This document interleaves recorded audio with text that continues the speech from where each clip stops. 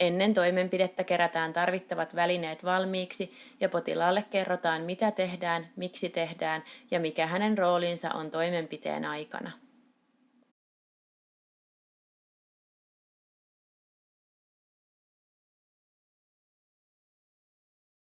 Ennen haavan ompelemista haava puhdistetaan esimerkiksi keittosuolaliuoksella.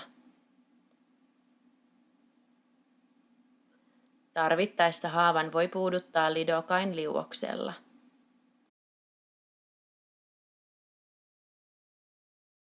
Ihon pintahaavat ommellaan useimmiten sulamattomalla ommelaineella. Ommelaineet ovat steriileissä yksittäispakkauksissa, jotka sisältävät neulalankayhdistelmän. Paketissa on selkeä kohta, josta se avataan repäisemällä.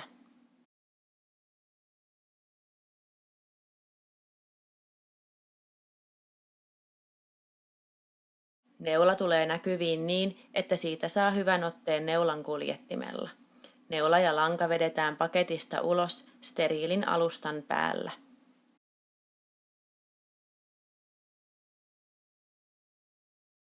Neula asetetaan neulan kuljettimeen 2/3 neulan kärjestä ja neulan kuljetin lukitaan.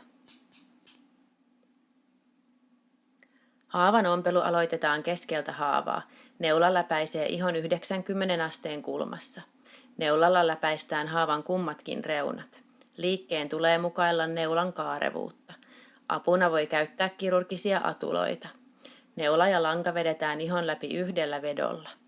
Neula irrotetaan neulan kuljettimesta ja otetaan toiseen käteen. Lankaa vedetään haavan läpi, kunnes langan häntää on jäljellä muutama sentti. Neulan kuljetin asetetaan haavan suuntaisesti. Lanka otetaan toiseen käteen ja kierretään neulan kuljettimen ympäri 2 kertaa.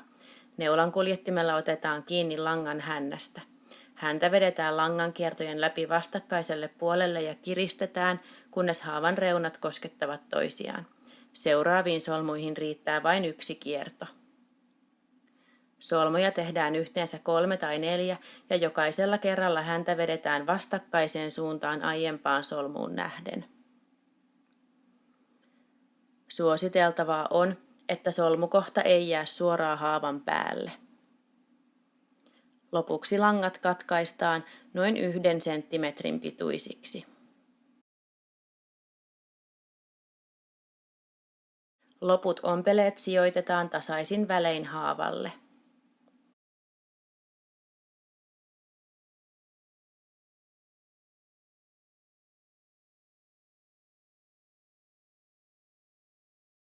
Yksittäisompeleet. Jos haava on likainen, sen voi puhdistaa keittosuolaliuoksella. Langan hännästä otetaan atuloilla kiinni ja lanka katkaistaan terällä tai saksilla mahdollisimman läheltä ihoa, jolloin ihon päällä oleva osa langasta ei kulje ihon läpi.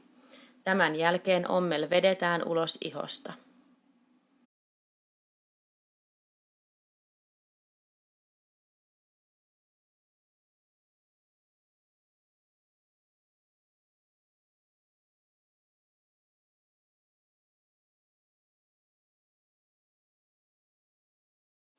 Jatkuva ommel.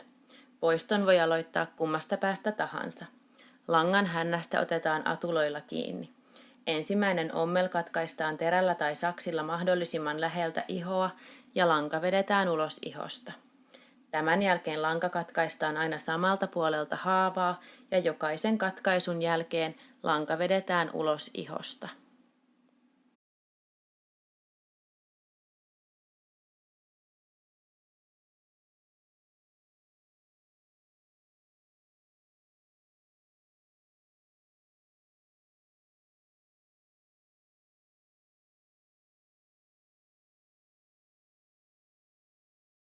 Ompelemisen ja ompeleiden poiston jälkeen potilaalle kerrotaan haavanhoito-ohjeet sekä haavainfektion oireet, joiden ilmaantuessa tulee ottaa yhteys terveydenhuoltoon.